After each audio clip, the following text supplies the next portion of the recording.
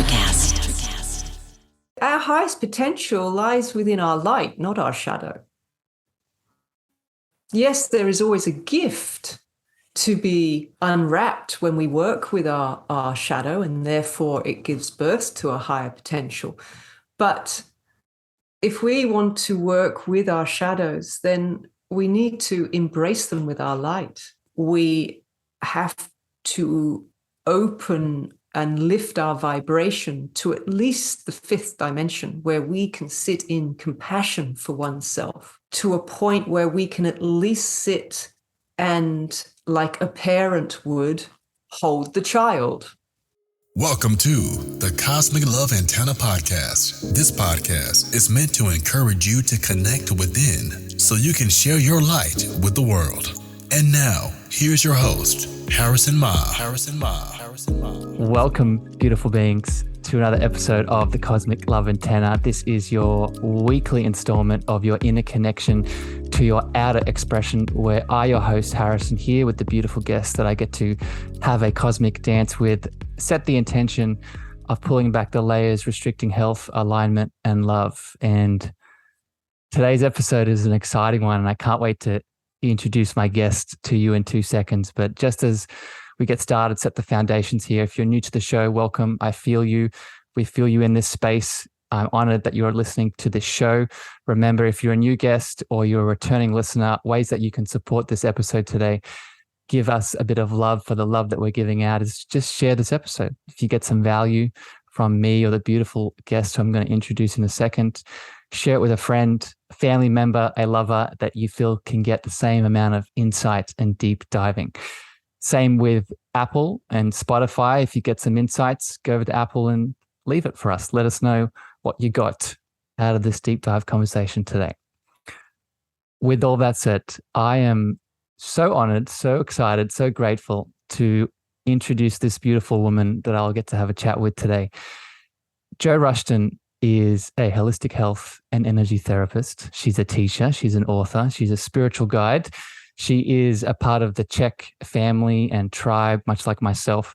But as you'll see today, there is so much more to her beautiful soul that I want to share with you and dive deeply into.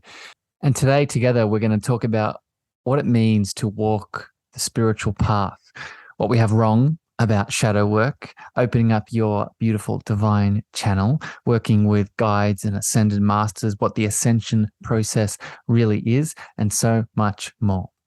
Jo, welcome to the Cosmic Love Antenna. Thank you, Harrison. It's just beautiful to be here with you in this energy, this beautiful cosmic. I love the fact that we're going to have a cosmic dance. Yeah, I can't think of a better partner, my friends. I'm so excited. Jo, before I sort of throw you my first question here, I want to just share a bit of love with you.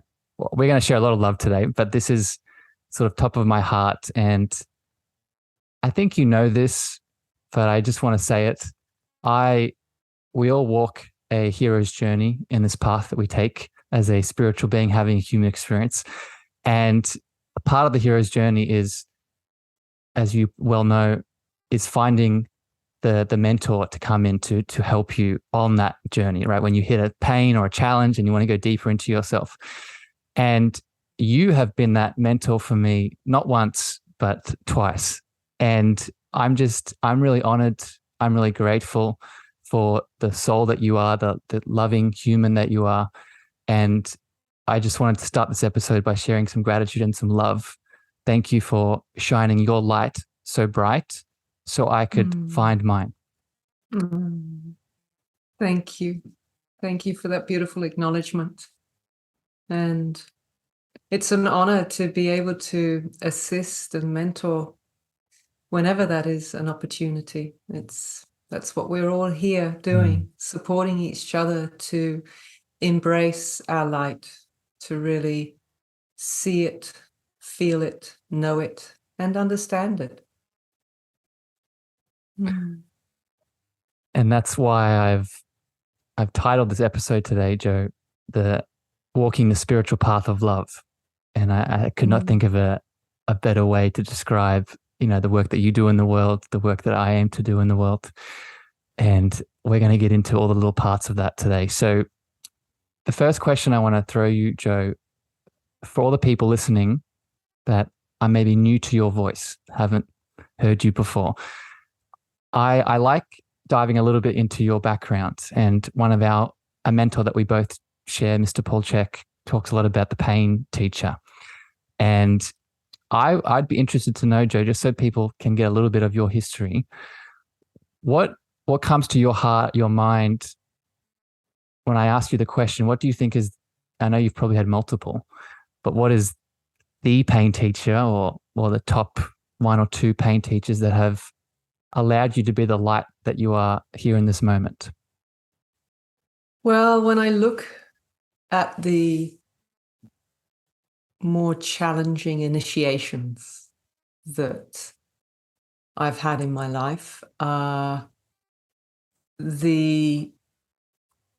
guess the first pain teacher for me was in my early 20s, when I was coming to terms with my sexuality and making a choice to embrace what it was that I was feeling and wanting to express and experience and meet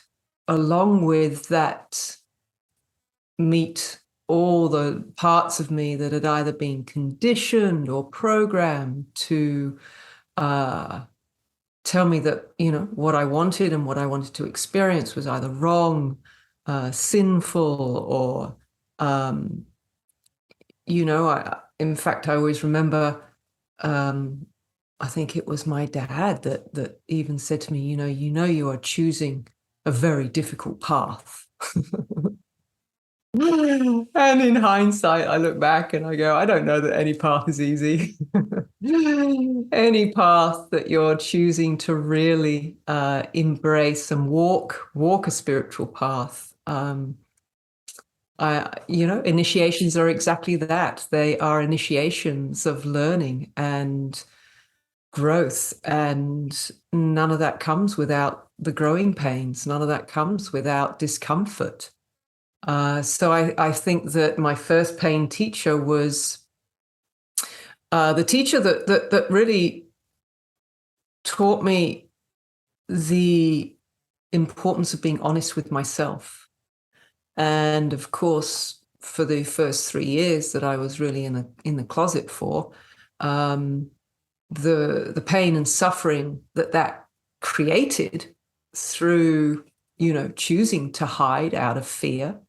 The pain teacher was there to teach me about what it was that I was fearing and what was held within the illusion of that fear, which is, of course, meeting my own truth. And of course, when I did, then as all truth does, it sets you free and it liberates you. And it sets you on a path that moves you forward towards your greater potential. So I would say that would be the first pain teacher that I had. It was a very emotional one. Yes. Joe, can I ask, how old were you when you did take that step to come out? I was, oh gosh, how old was I? Another life. I know, it feels like it.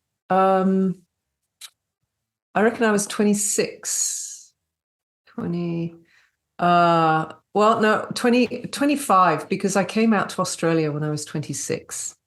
And I came out to my family about a year before. Mm.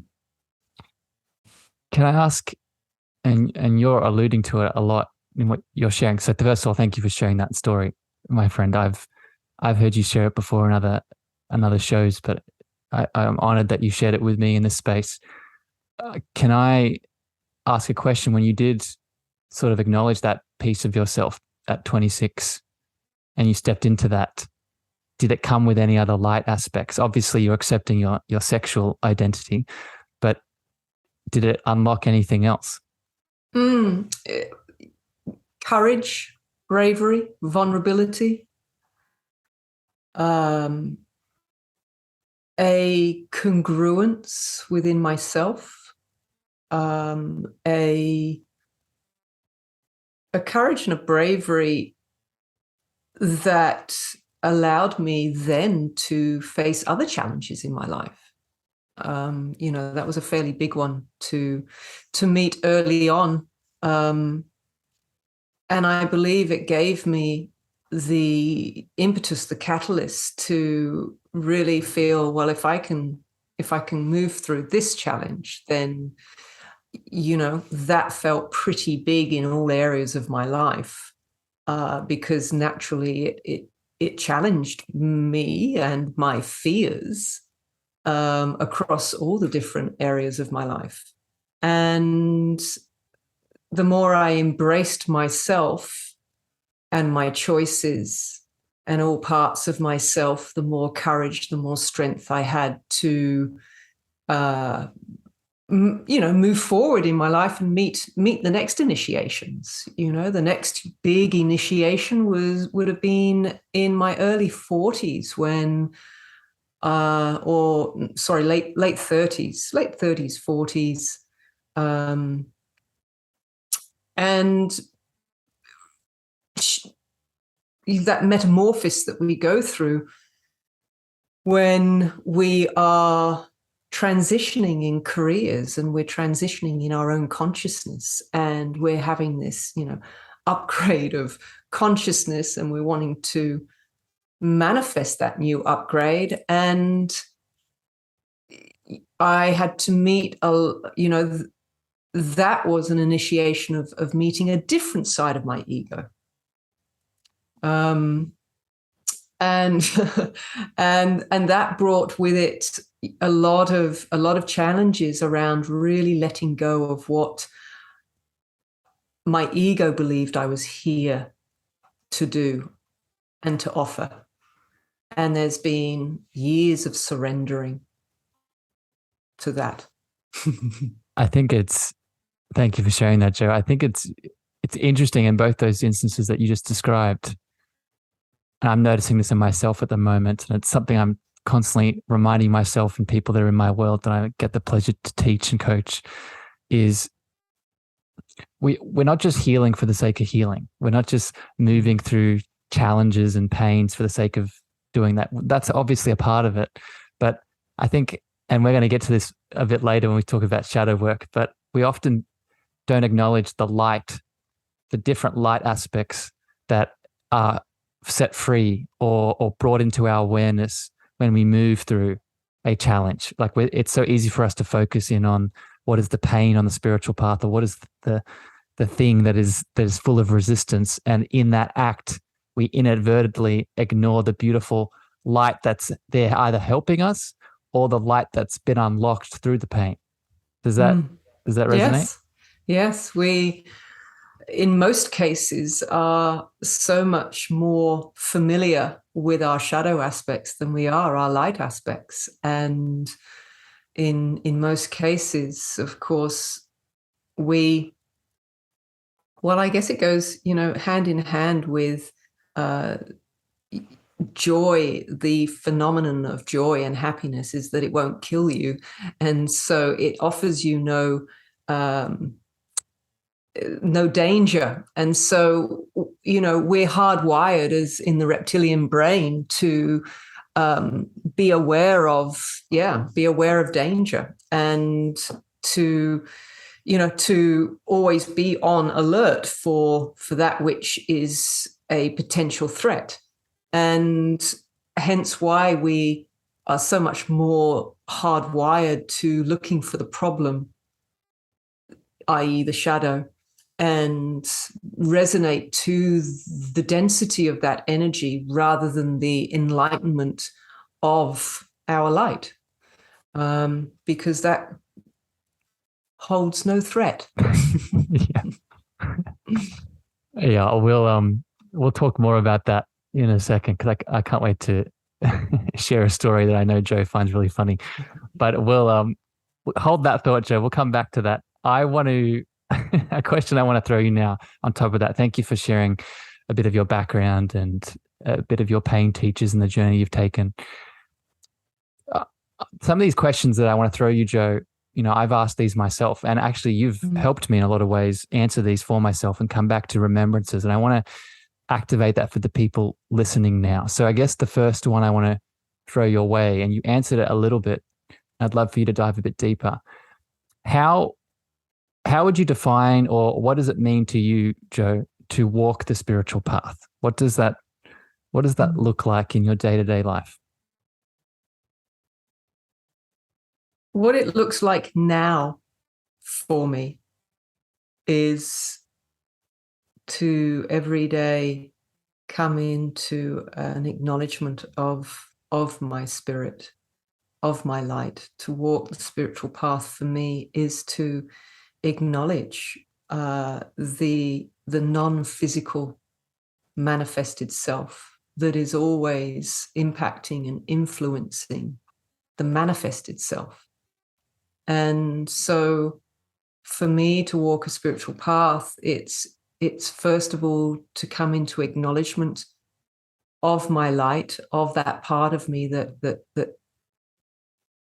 can't be weighed, can't be measured, doesn't hold a form as such, and yet its vibration and its consciousness is always manifesting into form.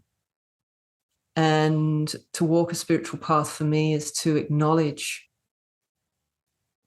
that light, to acknowledge the spark of light that is in all conscious sentient beings, and to take responsibility for that light. So to take responsibility for my energy and my consciousness and what I'm choosing to create with it and how it affects the field of energy around me. That's what walking a spiritual path for me today is. And somebody asked me the other day, they asked, how would you describe yourself? Like, who are you? And the truth is, I've really more and more, I've just come to realize that it's not a question that can be answered, because you are always becoming. You're always becoming. I'm not the same person as I was yesterday. I was doing a coaching session with a couple of days ago, and one of the things that I said was, when you get married, nobody tells you that in actual fact what should be somewhere within the disclaimer of your vows is that I vow not to be the same person in 10 years' time that you're marrying right now. So sign this disclaimer, because I've got no idea what that's going to look like in 10 years. And that's the truth, is that we are constantly evolving and changing. And that's part of what we're here to embrace. Yeah. I think a really big part of that too, Joe, is that's why the soul is here in human form, to be a part of that classroom, right? It's to be part of that beautiful experience that is ever changing and testing and evolving and reacting and creating and dancing. That if it wasn't that, and I think a lot of people, this is where a lot of dis-ease comes from, right? A lot of, challenge, whether it's across the mental, emotional, physical, or spiritual body, is when we are denying that part of ourselves, when we're denying that constant change, right? That as the Buddha said, change is the only thing that is the real thing. That change is always happening all the time. But as you said beautifully before, we make choices in whether we're embracing that change, or we're either consciously or unconsciously most of the time suppressing and ignoring the change and sort of moving away from it. Mm-hmm. Right? Does that resonate? It does. This is why I feel so many people are challenged with the changing of their physical body over time, and resist the the change in how the body functions, looks, appearances, because there is so much attachment to the physicality, and putting more emphasis on the part of you that is physical as being the greater part of your truth. And yet, of course, it's the consciousness that is governing your physical body, your vessel, that you are experiencing your spirit through. And disease is a product of the parts of us that are not connected to our truth. And we are all here walking a path of remembrance, and that is certainly more challenging for some than others, to the degree in which they have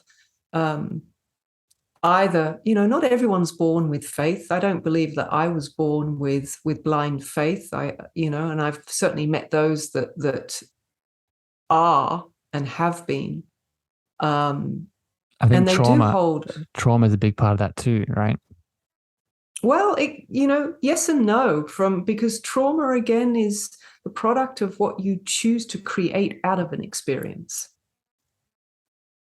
And so, you and I could go and have an experience. One of us may consider it traumatic and the other one may not.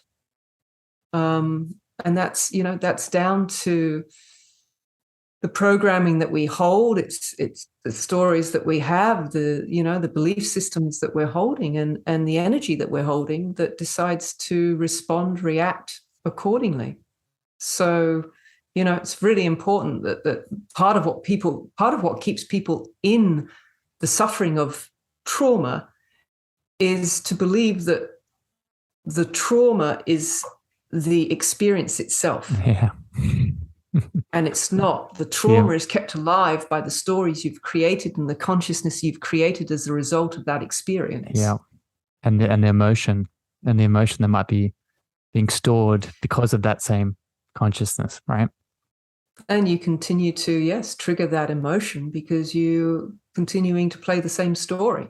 You can't change what you experienced, but you can change the beliefs that you hold around that experience. You can absolutely change the energy that you created through that experience. That right there is your power. That's your light. That's your spiritual power, is to work with that light, the power to choose a different vibration and to work with your energy to alchemize what is no longer serving you.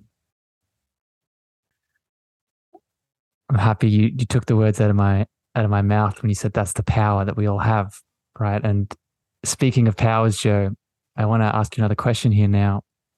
For people listening to this podcast, for long-time listeners, you've heard me most likely in other episodes refer to a lot of the education and training that I'm currently doing, and the mystery school and the spiritual practices and learnings that I'm currently in.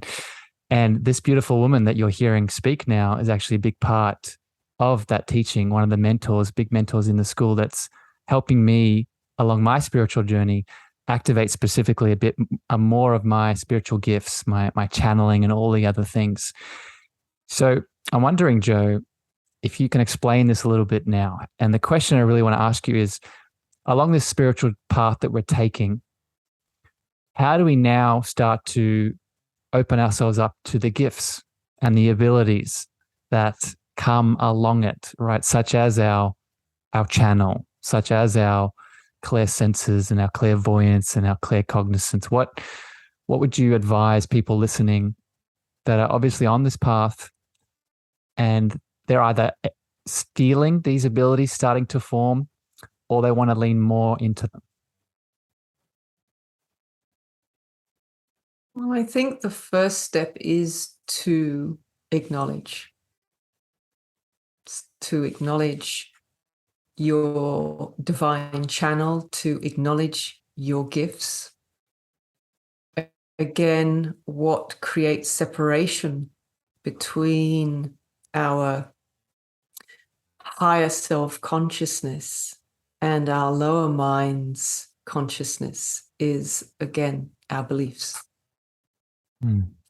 So for us to lean into the birthing and the development of our gifts, we have to lean into the shadow work that tells us otherwise. We have to lean into the beliefs that, tell us otherwise about our gifts, that we're either not good enough, or we can't do it, or we don't have this, or someone else is better than you, or, all the myriad of limiting thoughts and beliefs that the inner child and the ego self will tell you about yourself, as a way of, creating separation. And separation is an illusion. The only thing that creates us to feel separate is a choice to believe in that moment that we are separate. Our spirit is never separate from us. Our divine presence is never separate from us. It is a choice, however, to acknowledge your divine presence. It is a choice to make a conscious connection, just as it's a choice to, choose what color shirt you're going to put on today. It's a choice to acknowledge that I am more than just my physical body. And it is a choice to want to go and explore and experience what that is for you. I believe, and again, we're all born with the same light quotient. No soul is born with less or more light than the other. And yes, we all come in with unresolved karma that we, as a soul, through our initiations and through our incarnations, are being asked to work with, to resolve, so that each time we resolve a part of ourself that is sitting in separation or out of balance. How do we know that? Because it's that part of us that creates chaos and drama in life, creates challenges and resistances. And the more that we, work with the energy that part of us is holding, then you start to experience flow or grace or, there's lots of different, love. There's lots of different words that people give to, being in the zone, or, however that they describe the experience of being at one with the creative flow of spirit. Mm. Thank you for sharing that, Jo. And I think for me, just listening to you speak all that, this word in the back of my head, and this is something that I'm moving through at the moment with my gifts, and I've shared this with you before, but it keeps coming back. And I think a big part of it is just how entrenched it is, especially from an ancestral and past life view of unworthiness, right? When we start connecting into our godly presence, our divine presence, our channel, our gifts, our expression of God that's in us, whether it's through religious programming, whether it's through collective pain and trauma from, big events, whether it's the witch trials, whether it's, we could go further back, pick many, right? That the word of unworthiness and the frequency of it is deep for me, and I know for a lot of people listening. So I guess what I would ask you is, and you've shared with me before around this, but I'd love to hear it again. How do you move through that unworthiness? Well, the first thing is to stop fighting with it. and acknowledge that this is a part of you, no matter how much you don't want to be experiencing its energy. The more you go into denial of it, suppression of it, trying to, judgment over it, even, trying to have this fix-it mentality. We've all heard what you resist persists. And the very first step in working with any shadow aspect of yourself is to come into an acknowledgement of this part of you. I always give the analogy of the child, because, a good 95% of the shadow aspects we're working with are the inner child, right? Not just this lifetime, but all the other incarnations that your soul has had, and its experiences as a child are carried forward. And Joe, just to interrupt you super quick, because I just want to acknowledge this point. But you don't know this, but people listening to this show, I've done so many episodes on the inner child, and I'm always constantly trying to just promote that, if you're going to start somewhere, start the inner child. So I just want to affirm what you're beautiful sharing. Now keep going. Yeah, because it's, the inner child, we're never not the child. And to work with the consciousness of the inner child is to really reclaim the innocent heart. And that is where your power lies. That is where the connection to your worthiness, to your spirit lies, is through opening once again into the purity of your heart, into the innocent heart. And so I always give the analogy of any aspect that you're working with. You've brought up unworthiness, which is a child aspect. And the very first thing that I share with clients is, if you had a 5-year-old that came up to you crying from, in a playground where they've just been, ousted out of the group and, told to go away, and you don't, you're not welcome here, and we don't want to play with you, and rejected. And so there you have straight away, that inner child again, having an experience of, I'm not worthy. He might not use the words, but they're experiencing that energy of something's wrong with me. I'm not worthy to be playing with these kids. And so, here you are now as an adult self, and you have the inner child throwing a tantrum. And the question now is, are you willing to step into the role of mystically parenting your own inner child?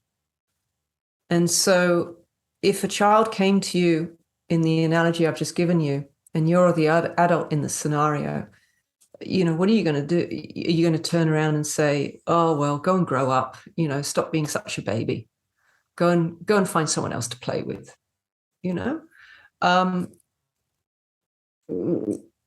other words, if that was the response, and I'm not saying it's not the response, I'm sure there's many,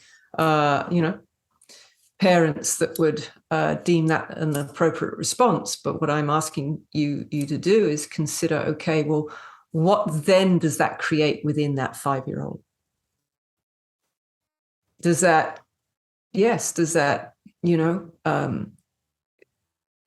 cultivate self-esteem, self-confidence, self-love, self-approval, self-appreciation, self-acknowledgement? Or does that reaffirm that there must be something wrong with me? I'm not lovable. So when we're meeting our own inner child aspects as an adult, Remember that they are an inner child, part of you. And what does every child look for? What is it really seeking? It's seeking to be comforted, reassured, held. Yes.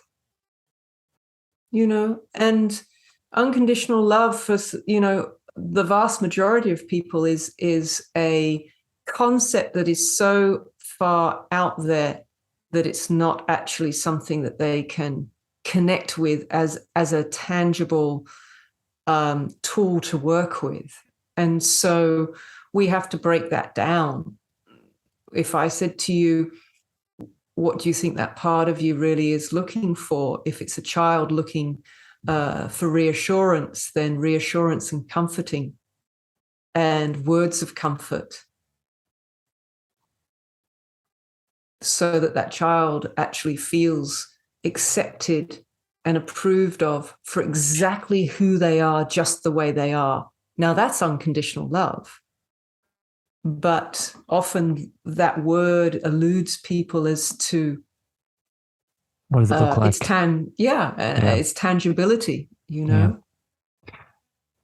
I just want to honor you, Jo, for that beautiful inner child just education there, because this is, again, you're unaware of this, but this is a big part of the work that I do in this world, a big part of this show, long time listeners. A big theme of this, the Cosmic Love Antenna, is this connection to this beautiful inner child, and everything you just said was such a beautiful affirmation of not just things that I've been sharing, but also my own journey. And I hadn't put that unworthiness piece and the inner child together before. So thank you for that beautiful domino. I want to go a bit deeper into the shadow work now, Jo, and I want to share a story with everyone and then get your feedback on this, because I know you have some. And this story is, and Jo's been describing it beautifully thus far, about this accepting of all of oneself when we start to do something called like shadow work, or we start to reparent or approach all the parts of our inner group consciousness that is needing love and attention and awareness and needing to be moved through.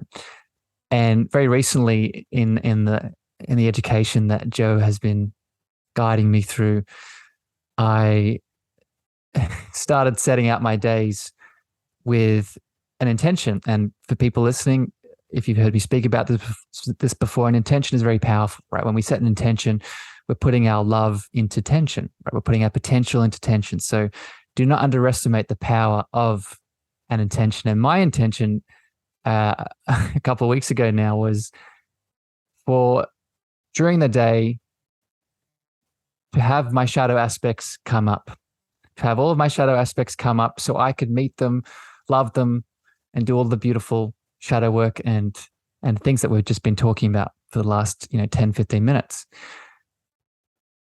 But what I was unaware of was how much I would get what I was asking for. And I came to Jo and was sharing with her that my days were very difficult, because every interaction that I was having with every single person in every single situation, I was being triggered. All of my aspects, exactly what I asked for, all the shadow aspects were coming up to be seen. And I was definitely seeing, feeling, and moving through them.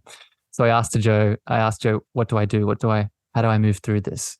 Am I doing something wrong? So I'd love to pass you the mic, Jo, and maybe you can speak to this and go a little bit deeper on this shadow work that most of us move through on this spiritual path. Well, thankfully it's like the fourth time that I've heard you share this now. So I'm somewhat past my... You're grounded. My laughter with with your choice. Same as what I said to you in class when you shared. You're getting exactly what you're asking for. So, again, a beautiful lesson in the power that we all hold through the law of resonance. But if you're not wanting to, attract that energy, then of course, my answer to you, first of all, was why are you calling in on your shadows? And I understand that, again, it comes back to what we said right at the very beginning. Isn't it funny how, what we go looking for to develop ourselves is what it is that we need to improve upon, what it is that we need to change because it's not good enough. We need to transform this. And we go searching for all of these things. Yet our highest potential lies within our light, not our shadow. Yes, there is always a gift to be unwrapped when we work with our shadow, and therefore it gives birth to a higher potential. But if we want to work with our shadows, then we need to embrace them with our light. If we're meeting our shadow just with another shadow, then it's just two shadows at each other. And, wars are built on that. So if we're wanting to actually consciously work with our shadow energy, then first of all, we have to open up and allow ourselves to be filled with enough light quotient to actually be able to work with the shadow. And this is the difference between metaphysical, spiritual work through metaphysical means, which is really understanding spirituality through the lower mind, and the transcendent spiritual work, which is engaging through the consciousness of your heart, through really opening up through the higher mind. Some call it the universal mind, or the mind of God, or your higher self. If we're wanting to work consciously to shift any vibrational energy that's in that lower dimensional frequency, we have to open and lift our vibration to at least the fifth dimension, where we can sit in compassion for oneself and open and expand our heart's energy to a point where we can at least sit and, like a parent would, hold encompass the child. Yeah. And that's what I started to do. And I noticed a change. Just the intention that I then set, as Joe's describing. So just for people listening, the practicality of this, now my mornings start with calling forth. I set the intention of calling forth all of my light aspects to embody them throughout the day. And then in their own time, when the shadow aspects come up or the unresolved karma comes up, then I'll meet them from that space of light aspect embodiment, so I can invite them back into my love. Right. So it's a slight distinction. One thing I would like to share with everybody is understanding that we don't have to go looking for our shadow aspects. This is why it's so important that, if you're waking up in the morning and you're setting an intention, yes, set the intention to embrace your light, to call forward your higher self, to connect to your soul, whatever that ritual of connection is for yourself. Because through the universal laws that govern us, we will naturally meet, through the law of reflection, whatever shadow energy that we're needing to work with, whenever it is that we're needing to work with it. That's what the law provides for us. It provides for us, through the law of reflection, the opportunity to become aware of an energy, because we react and are triggered by the law of reflection. It gives us the opportunity to become aware of an energy that isn't serving us, that is triggering us. Now, all we've got to do is just live life. We don't have to go looking for that.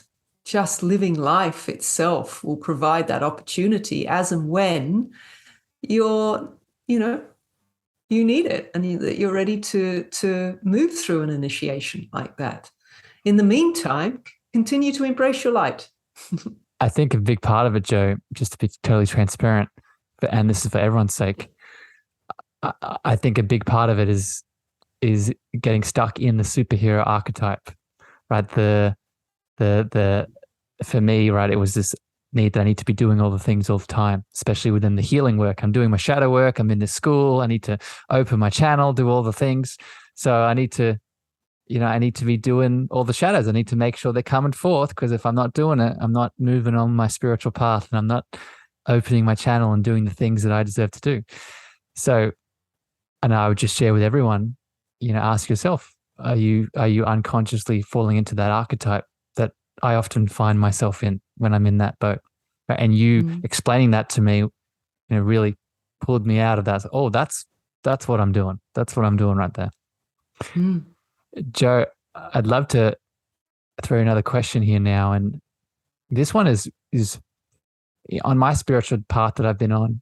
It's relatively, as my throat chakra blocks, it's relatively, I don't want to say new, but fresh, and it's expanding. It's the area of my life that's expanding the quickest on my spiritual path. And it is that our connection to guides and angels and masters and all of these loving entities that are outside of us, that are there to support us and guide us if we choose to lean into it. So I'm wondering if you can speak to this, Joe, for all of the souls listening that are on the spiritual path of love, and they're looking to connect to, whether it's ascended masters, whether it's angels, whether it's ancestors, guides, whoever they desire. What would you offer them? What tips, what from your experience has been helpful as you've leaned into this? Honestly, Harrison, the very first thing that I would guide people to is connecting to their higher self before they start wandering off, wanting to. This is what we do. It comes from a lack of self-worth. We don't think we're worthy enough to connect with our own divine spirit. So let's go and connect with someone else's. Let's go and connect with a master. Let's go and connect with an archangel or an angel. Let's go and connect with some shamanic guide, some Native American shaman. Let's go and connect with, the dolphins, and all the while, what I'm going to say is that connection is cultivated through the connection to your own divine presence. The other thing that I want to say is that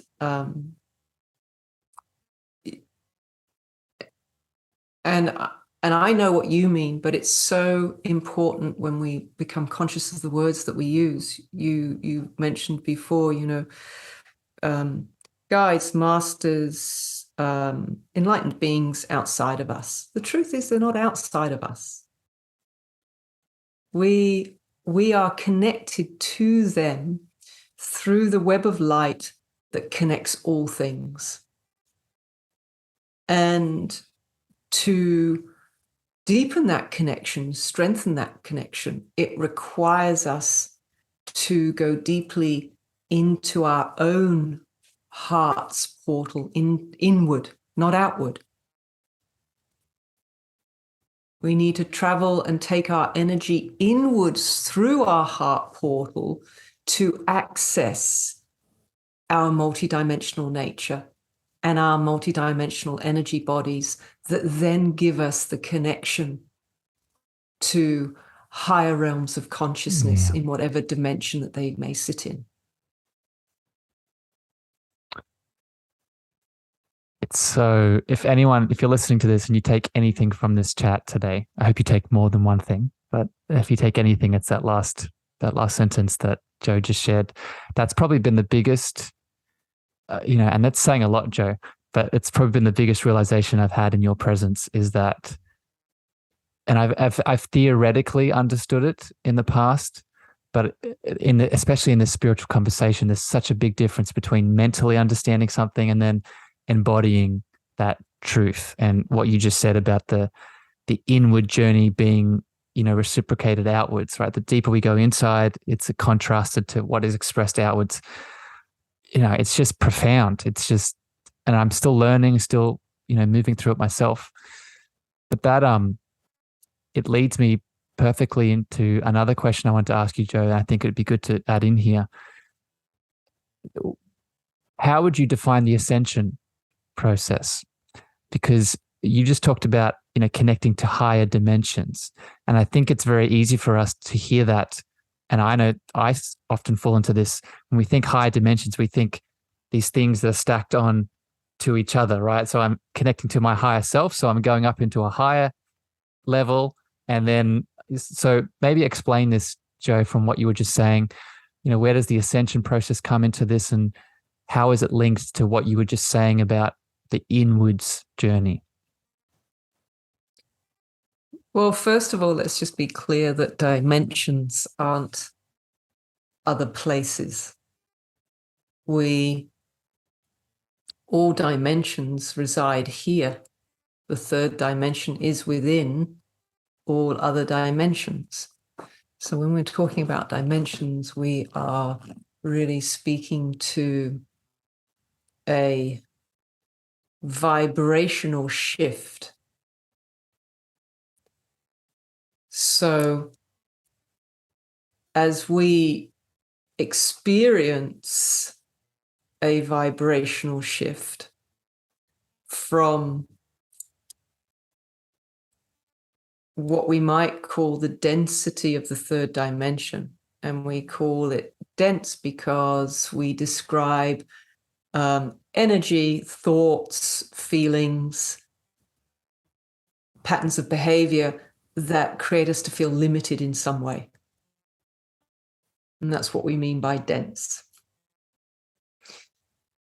As we learn to master our own energy, as we learn to work with our own vibration and uplift that vibration. How do we uplift that vibration? We uplift the vibration by breathing in the light of source that is all around us. It's in the ether. It's in the voidal space all around us, as also within us. It's within every single cell, atom, quark of your body. And so when we are looking to expand our consciousness, to expand into a dimension of consciousness that holds more light. What does that mean? It holds more unity. It holds more oneness, less separation. The consciousness of an energy that sees us in separation is back in that density where we might describe judging somebody. Yeah.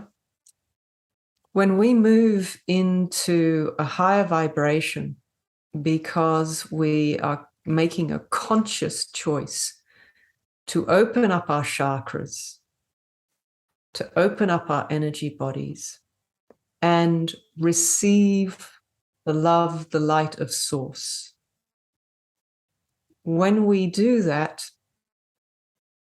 we enlighten. That's where the word comes from, right? We enlighten ourselves. We bring light in, and as a result, we feel lighter. We feel lighter because we have lifted the frequency that we're holding. We've lifted the energy that we're holding into a higher truth.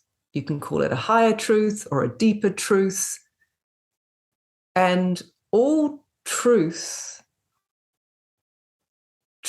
that is what I call truth, universal truth, always holds the consciousness of oneness within it. Now, there are levels of truth,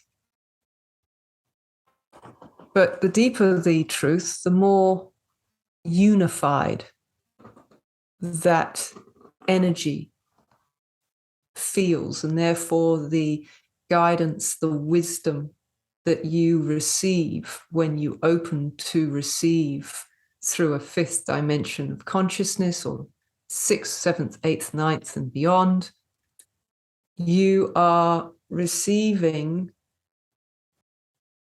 deeper truth each time. And that deeper truth just brings us more into understanding the nature of oneness and our interconnectedness to everything, all things, all beings, regardless of how they behave, regardless of what they do, say, regardless of the fact that they may be choosing to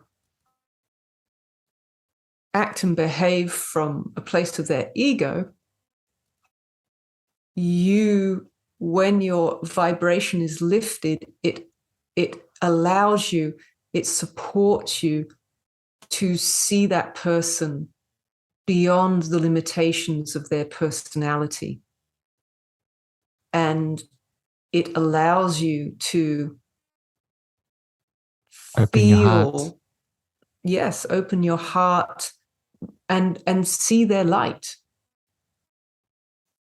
Now, ascension, which I used to think was the death process of, me dying and my soul lifting and merging again, transitioning back into light. I always thought that was ascension.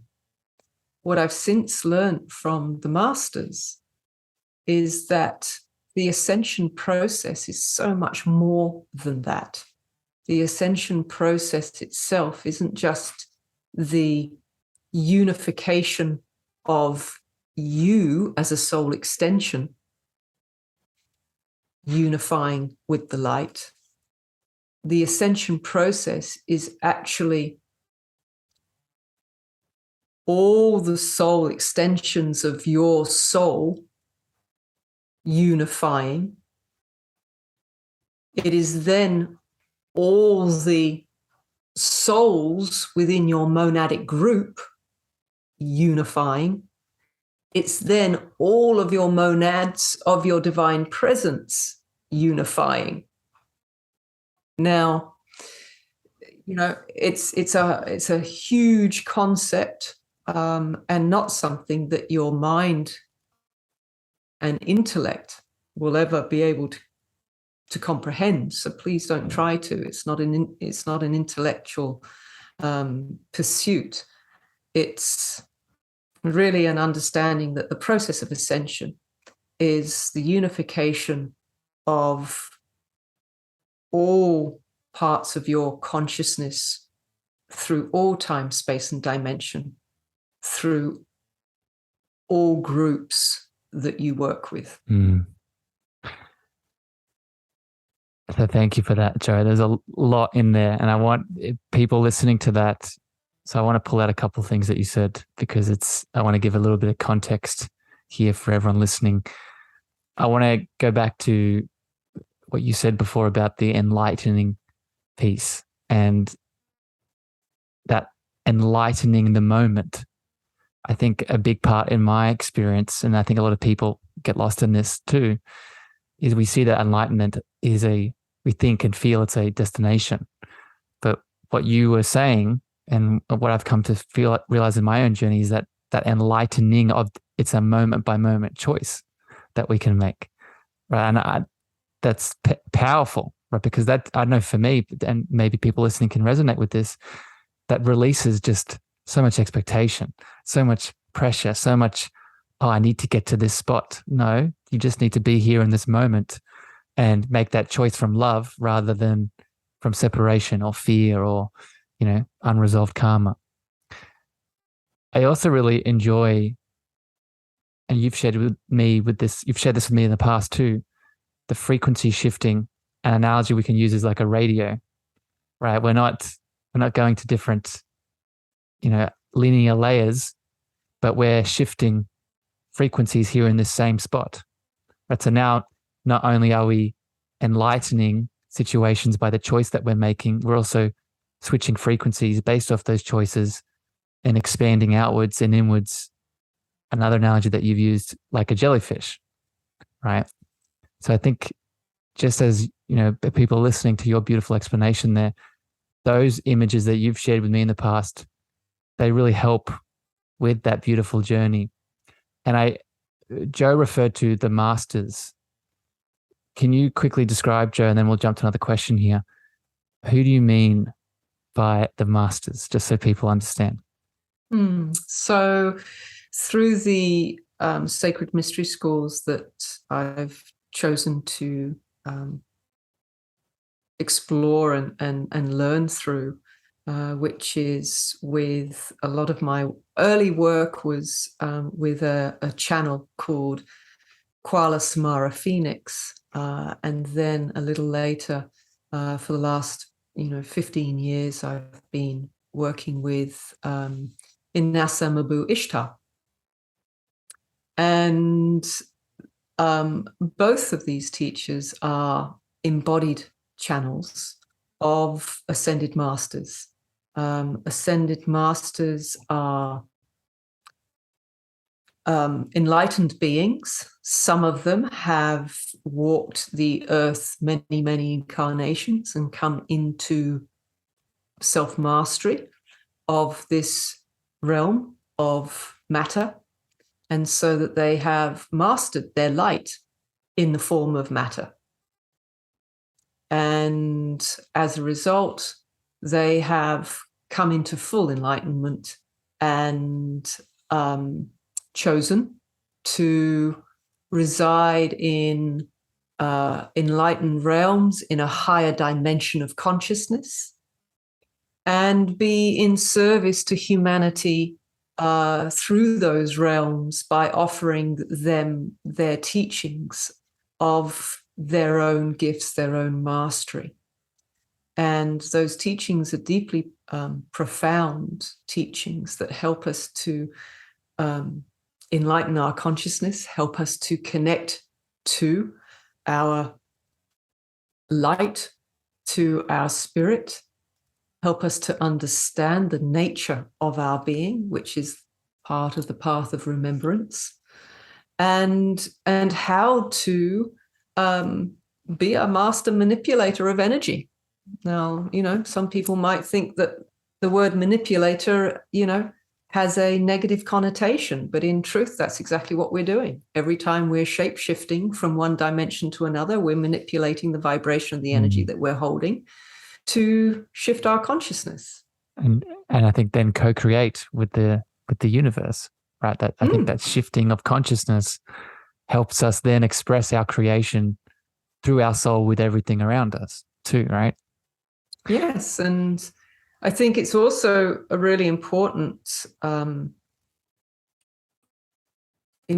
point to remember that through the process of creation, a lot of people, in my experience over the years of mentoring and teaching, a lot of people put, as did I, so I've learned this really through myself, watching how long or for how long I used to put the emphasis on the actual choice that I was making, right? It's all about making the right choice. And the emphasis, therefore, was on the action I was taking, the choice that I was making. In truth, the process of manifestation is the choice, and the action itself is just the process. What it is that you actually end up manifesting is the consciousness that made the choice. The actual energy, the consciousness that's choosing. Become aware of that. That is so much more important because that's where your power is. It's in the energy that's making the choice, not the choice or action itself. You can make the same choice out of a place of fear, or you can make the same choice out of a place of confidence and unity. And you're going to get two completely different manifestations. So was it the choice itself? No. It's the consciousness and the energy that is making the choice that you are going to manifest an experience of in some way. Yeah. It goes back to what we were talking about with my example before of the intention that I was setting to bring forth the shadow aspect. So I was embodying that consciousness of, okay, I need to do all the things, need to get the shadow aspects up. So I was manifesting all those things and attracting, and through the law of resonance and reflection. And yeah, it's powerful. These laws that are governing everything around us. Joe, I have a couple more questions here that I want to get in before we have to wrap up. And I just want to say that I was sharing with you, I was feeling, a little bit nervous and anxious before this chat, but, I'm really grateful for you. And I feel like I'm in your loving energy in this container. And I appreciate all that you've shared with me today, and everyone listening. I have two more questions to finish this chat off. And I also want to hear a little bit of something that you've come to share with us today. But before we get to that, I think this is an important question that I want to get in. And, we've been talking today about the spiritual path of love that we are all on, whether we are consciously aware of it or not, in many ways. I'm wondering, Joe, what is your opinion on why and this is just my perspective, and I want to hear your thoughts on this. I feel it's more important than ever in this moment right now, in this time that we're in, whether it's from a earth perspective and everything that's happening in the earth, whether you want to go a bit further than that in terms of the cosmos. What are your thoughts, Joe, on why it's more important than ever for us to be taking this spiritual path of love at the moment and awakening and doing all the stuff that we've been talking about today? Well, as many of your listeners will know, we are in this new age of Aquarius, which offers us this huge opportunity and shift in paradigm. And part of that shift is to move out of the old paradigm of the masculine energy in its shadow, which is all about control, and part of the age of Aquarius is to move us into the divine feminine and to bring more of the divine feminine, more of the unity and the love into the Earth's atmosphere, onto this planet Earth. And we're at a pivotal point. We've only just started. Age of Aquarius is something like, I don't know what, 2,700 and something, years. And so we are just on the beginning of this journey. But we can see just through what the world, the planet, and humanity have been going through in the last 2 to 3 years, that we are going through huge change and transformation at the level of the collective. With all change and transformation comes chaos, comes destruction, comes shadow. The shadow, right? The enlightening of energy, consciousness that needs to be alchemized. And so the more individuals that choose to awaken and become conscious creators, the more we are going to support Mother Earth on her journey of ascension. She's, she She's a soul also too. is, yes, and she is also on a path of ascension into a new universe. And we are all here as these pillars of light supporting her ascension.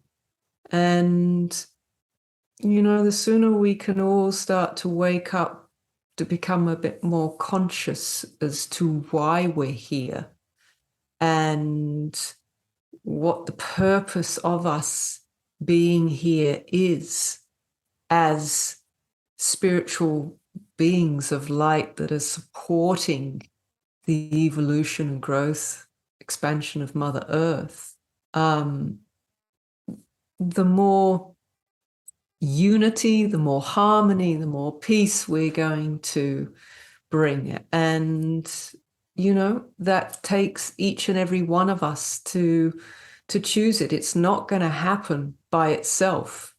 Lots of people, I think, sit in this prediction, we're going to go this way, are we going to go that way? Then I hear people going, oh no, we got the golden age, it's going to come. That's just set in stone. Nothing is set in stone. This is what people need to wake up and realize, that the golden age is going to manifest itself because you choose it, not because you just passively sit there and wait. It'll manifest itself because you're choosing to enlighten yourself to its potential, to the resonant consciousness of what the golden age, the divine feminine, coming into more peace and harmony and balance and unity within yourself, within your families, within your communities. That is something you have to choose. And you have to, first of all, start to choose to work on that within yourself. That's the first step. You are part of the collective. You are one of the great collective of souls. And the sooner we start to realize that we are one in a collective and part of the whole, and we start working together, then we move more towards our potential. And everything that we've been going through, of course, is highlighting where the work needs to be done. I think that's the piece. So first of all, Joe, thank you for that. It's so profound when we start to reflect these deeper truths back to ourselves. And it's funny / not funny that it always comes back to the inner work, right? It always comes back to, oh, this is me showing up in my beautiful light, being an example to then inspire other people. But, I can't not also pull out what you just said at the end there of being in tribes, being in collectives, right? Yes, do the inner work on yourself. But if you have the opportunity to do that inner work also in a tribe of people who are also doing that inner work, right? Now it's a group consciousness piece that we've been talking about this entire show, right? It's, I had the pleasure to be in a group with you, right? I have my own group that I'm coaching, right? This is not a Joe and Harrison thing. This is something that we can all step into with that beautiful enlightened choice that you talked about, to be pillars of light or be cosmic love antennas together, right? To be these frequencies that embody what it really means to be a group consciousness, right? Exactly. And this is, in the last 2 to 3 years, I have seen more and more, and as the schools that I teach open up every year, there are more and more people hungry for this work. There are more and more people that are, thirsty to come together and work and play with like-minded people within this realm of learning to enlighten yourself and learning to work with your energy. And it is incredibly powerful when you come together and work in group consciousness. The rippling effect that each of you have on the group heart that is grounded whenever you come together and work as a group, is deeply profound, and transformation is accelerated as a result. And the parts of you that would lag behind and take so much longer to change and transform if you were doing it all by yourself, when you're part of a group, you get carried. And so there's a part of your consciousness that, as much as it may be sitting in resistance to the change and the transformation, when you're going through it in a group, that group helps to carry that energy and help whatever one person is working on within themselves in the group, it gets worked on behalf of everybody else in the group. Yeah. Well, and Joe, actually, what I think that is too, and Ishtar has shared this before, I know with all of us, and probably also you, that's the difference between energy and frequency. Right? I think that what you're talking about there is that shared frequency is impacting everyone in the group consciousness, right? I think that's the Ishtar explains, just for people, that Ishtar is one of the other masters and leaders and channels of the school that Joe and I are part of. And this shift that we're all going through, a part of this shift is still doing the energy work, but now also encompassing the frequency work. And this is the difference, is you're going to see it more and more over the next 10, 20, 30 years. And really, frequency work, high frequency work, has really only been around for the last 10 to 15 years. And courses, personal development courses, transformational courses, as I said before, there are a lot of them, but they work very much through the metaphysical. And that's not working with higher consciousness. That's still working through the lower mind. And so, the work that we do through these schools are about receiving high frequency transmissions from the masters that support us to upgrade our own software and support us to expand the vibration that we're holding to a higher dimensional consciousness. And that only comes through when you start to actually work with frequency. Mm-hmm. Well, Joe, we could speak about this for hours, and we don't have hours, and we actually have our own beautiful class later today at this time of this recording. So I want to be mindful of your energy. I have one more question I want to finish with, but before I get to that, Joe, you've spent a lot of time with us today, sharing a lot of your gifts and knowledge and your frequency and your love. If people tuning in have really been pulled to what you've been saying, they want to reach out, they want to get in touch, they want to maybe do some of the things, see some of the things you're doing in the world, how can people get in touch with you? I know you have your website, you have your programs. What do you want to share? My website's probably the easiest point of call. It's just joannarushton.com. I'm on Insta. I think my Insta handle is Joe_Rushton_. But those that want to find me, they'll find me. I'm not too worried about that. Yeah. And I make it super easy, Joe. For everyone listening, you'll see all of Joe's details in the podcast player. If you go to details of the show, you'll see her website, you'll see her social media, and you can get in touch with her there. Joe, my final question I want to throw you, and then I would love to, you've offered to share a prayer with us to finish. So I'll throw this question at you, and then we'll finish with the prayer, because I think this will put us in a nice frequency for the prayer itself. The show is called the Cosmic Love Antenna. And for me, we are all those cosmic antennas. We are that cosmic antenna of love. We've been talking about it a lot today. When you do that inner work, you connect your own inner spiritual heart space of love. You then become that example of that loving light, and you expand outwards.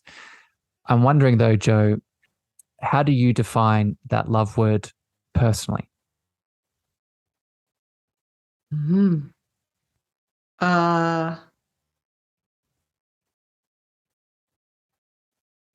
I don't know that I can, Harrison. It's a feeling. That there aren't the words that I have come across yet that can do justice or articulate the it's a frequency, and it's a frequency that you feel that creates within you a very deep knowing. And when you reach that point, you actually reach a point beyond needing words, because there are no more questions.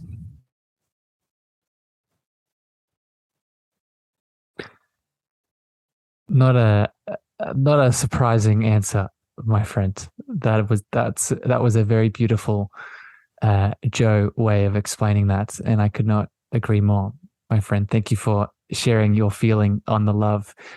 I would love to pass you now in that frequency feeling. You have a prayer that you would love to share with us.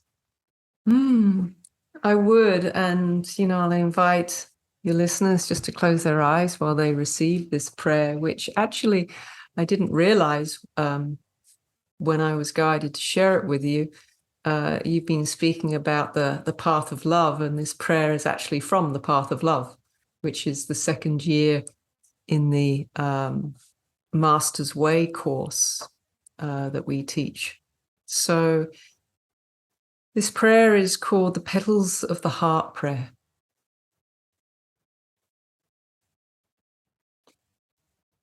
I call now to the petal of faith and ask it to open in my heart. I give thanks now for the faith in God, and I give thanks for the presence of God and the grace of the Holy Spirit in my life and on the earth.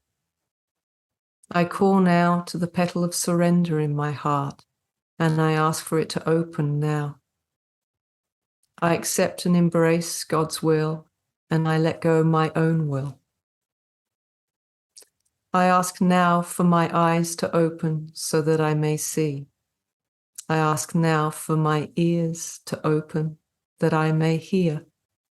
And I ask now for the petals of my heart to open so that I may receive the will of the divine in my life. I call now and ask for the petal of service in my heart to open. I confirm my commitment to create heaven on earth through the love of God and the love of my brothers and sisters on the earth. I pray now for the enlightenment to remember my promise to God and my promise to myself, that I may fulfill what I have come to the earth to do in service to the divine plan and to humanity. I call now to the petal of abundance to open in my heart. I give thanks to God for all you have provided to me, for I know that when I live in harmony, in alignment to divine will, and honor the promise I have made in service to humanity and the divine plan, I will always know the beauty of abundance in my life and never want. I call now for the petal of forgiveness to open in my heart. I forgive all those I have harmed in any way, and I ask for forgiveness from all those that have harmed myself in any way. I forgive all those who have harmed me in any way, and all those who have caused me pain consciously or unconsciously. I ask to be forgiven by anyone that I have harmed, offended, or caused pain to. And I forgive myself for all my actions and thoughts that are not aligned to unconditional love and divine will. I pray that one day we may all realize God's essence within us and remember our promise to the divine plan and to humanity, so that we may fulfill this on the earth in loving kindness. I call now to the petal of strength to open in my heart.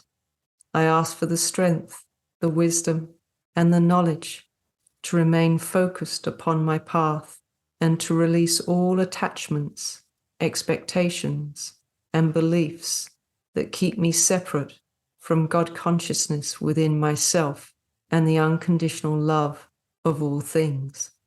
I release now all attachments I hold to judgment, to anger, to fear, to unworthiness, to envy or jealousy, and to all things that hold me in separation to my divine truth. I call now to the petal of trust to open in my heart. I ask now for the divine essence of Creator Source to fill me on all levels of my being, and I ask for my divine presence to be present in my life, so that I may walk in God consciousness on the earth and be all that I am. I am a child of light. I am a child of love. I am a child of God. Blessed I am. Blessed I am. Blessed I am.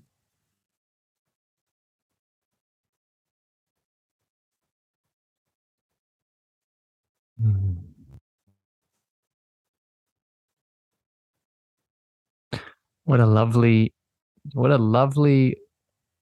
piece of love to finish off this chat. Jo, I love you very much. Thank you for spending your time with me today. Thank you for dancing with me in this cosmic spiritual heart space today. I appreciate you. I'll see you very soon. But for the people out there in the listening lounge, tuning into this podcast, thank you for tuning in today. We hope you got some value, some guidance, some steps to take on this spiritual path. Until next time here on the show, we send you love, we send you light, and we'll see you all very soon. Bye, everyone. Thank you for listening to the Cosmic Love Antenna podcast. We hope you enjoyed. Be sure to follow Harrison on Instagram, Twitter, and Clubhouse at Harrison Ma. That's Harrison, MEAGHER.